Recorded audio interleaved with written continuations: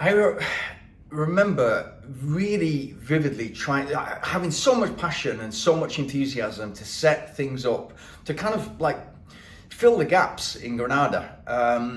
When I grew up in Manchester, I had the option to run for 10 different clubs within a really small commute away from me, and naturally you get kind of driven around by your parents, or you take the bus somewhere local. But 10 different clubs, and we're talking like top clubs like Sale Harriers, Salford Harriers,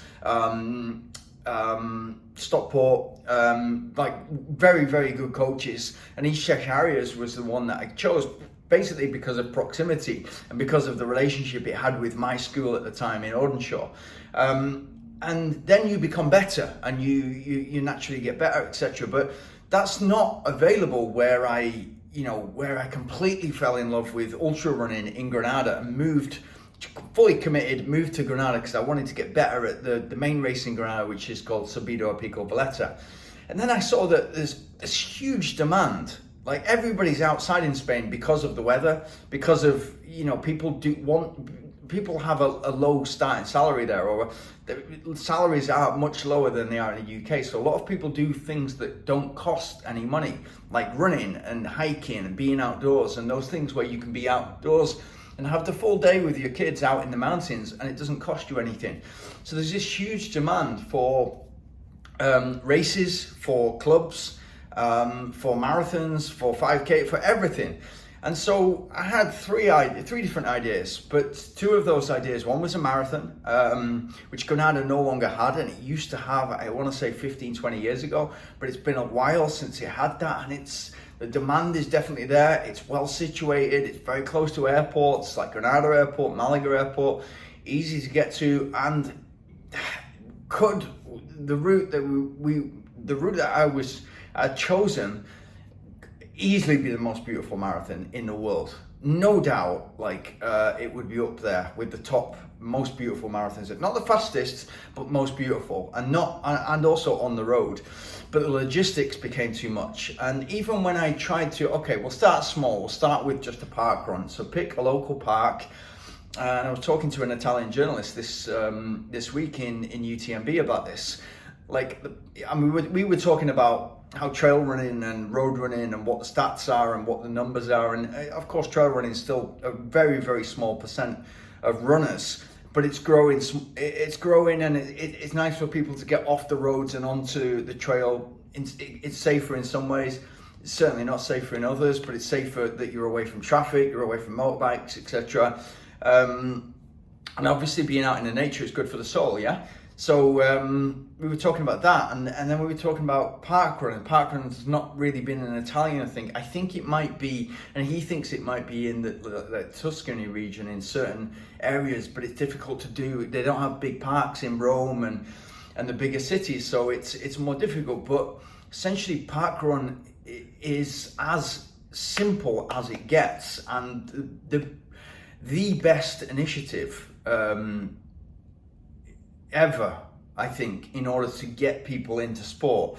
I mean, obviously the schooling system, the junior club system in the UK is fantastic, but when you get to a certain point when things are not organised for you, you're probably going to stop doing them. And it's a commitment to sign up for a race and then go and do it, and so parkrun has sort of bridged that gap, definitely for people to race every week for free, but also to go from nothing to be able to do 5K is that first step. And that's the first step that people need in order to say, do you know what, I actually love this. I love the change that it's made in my life.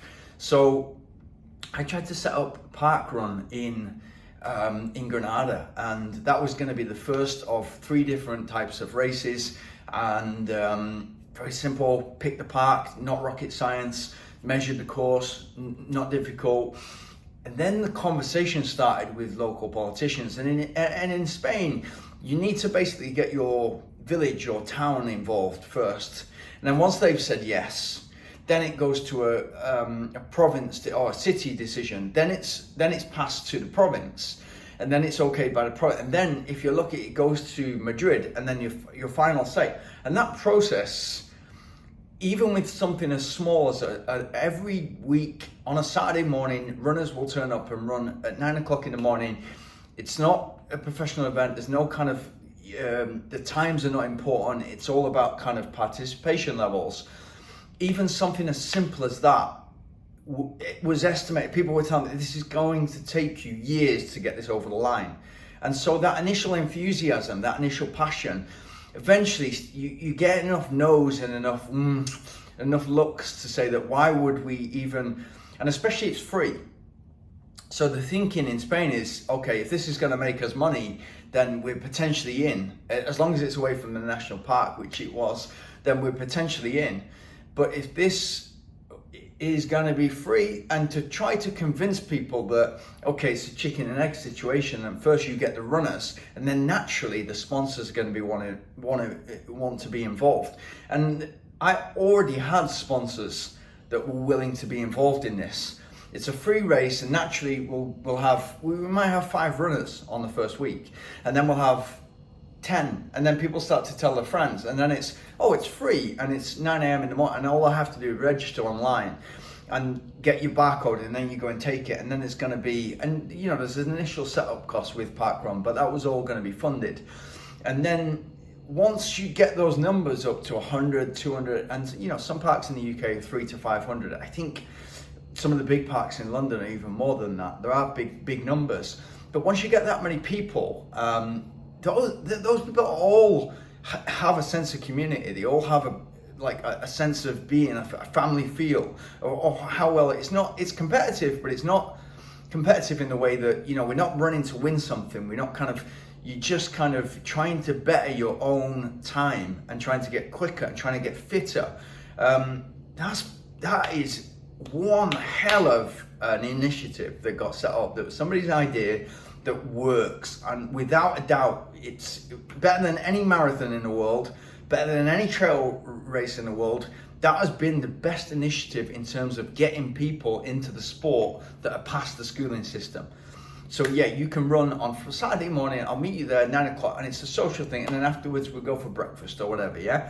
There cannot be anything better than that. And the fact that it's free, it's not even £2 or £3, which I used to spend on races in the UK. It's nothing. It doesn't cost you a single thing. So to get that over, when I began to have serious conversations in Spain, and this is not just Spain. This is this will be Italy. This will be France. This will be more bureaucratic in certain places because of what if somebody falls, and what if somebody falls on a training run? What if somebody, like a driver, drives onto the course, and what if that happens if people are running anyway? So it just couldn't grasp the concept that something was free, and then it would be sponsors that would get in later, and it was going to cost me to set up, me or sponsors. It was going to cost me €400 for ambulance every week. For just in case somebody had a problem, whether the numbers were 5 people running or 500 people running, didn't matter, €400. Police to be involved, just in case something happened. Because God forbid something would happen and all these people that were doing something good for their health, that were already doing something good for their health, just in different parts of the city and different parts of the town, something would happen. And so €400 for police, €400 for ambulance, and €200 for insurance, so that you're backed up. So €1,000 a week, €52,000 a year, in order to put on a free race for people. Mind-blowing, like absolutely mind-blowing. And things like that, the reason that and I said this recently when I was back there in Granada, for everything that I love about Spain, or for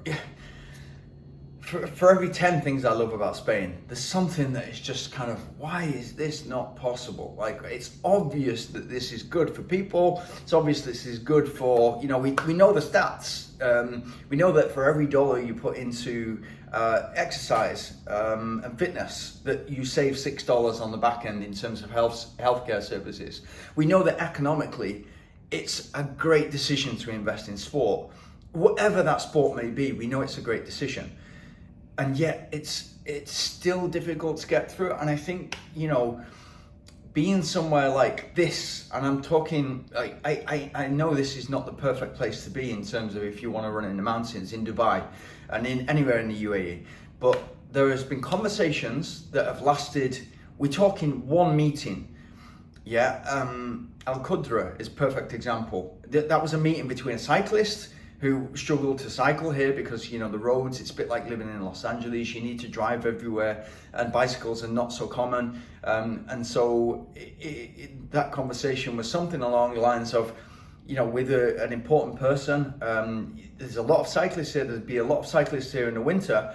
There's a lot of people in business here that want to cycle but have nowhere to cycle. Okay, we'll build you a track. And 30 minutes from where I live, 45 minutes from the center, you have a 50k loop and an 80k loop in the desert.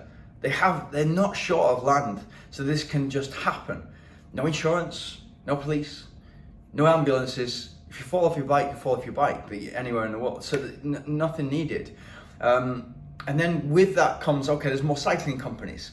There's Trek bicycles right on the track. There's specialized bicycles. There's bicycle companies all over the place where you don't see bicycles in the city.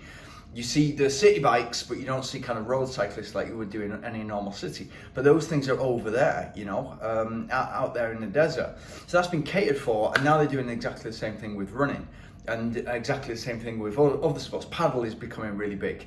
Indoor football is becoming really big. Outdoor football is obviously big. I'm looking for right now, I can see 2 running tracks. Football, 2 football courts, rugby courts, the 2 cricket, massive population of Indian, Pakistanis, South Africans, Australians, Brits, 2 great cricket pitches. From here, you've got, I think 30 minutes away, you've got 3 to 5 cricket pitches.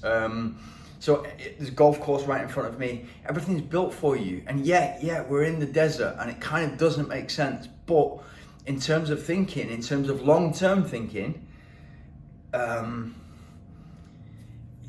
these are not difficult to make decisions very quickly. There's not the bureaucracy. It's just like, is it a good thing for the people? Yes.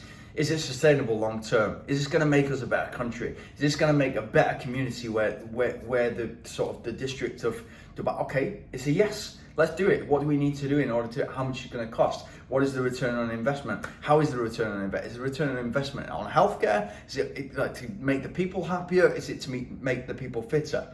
And so for every 10 things I love about Spain, there's one thing that grinds on me.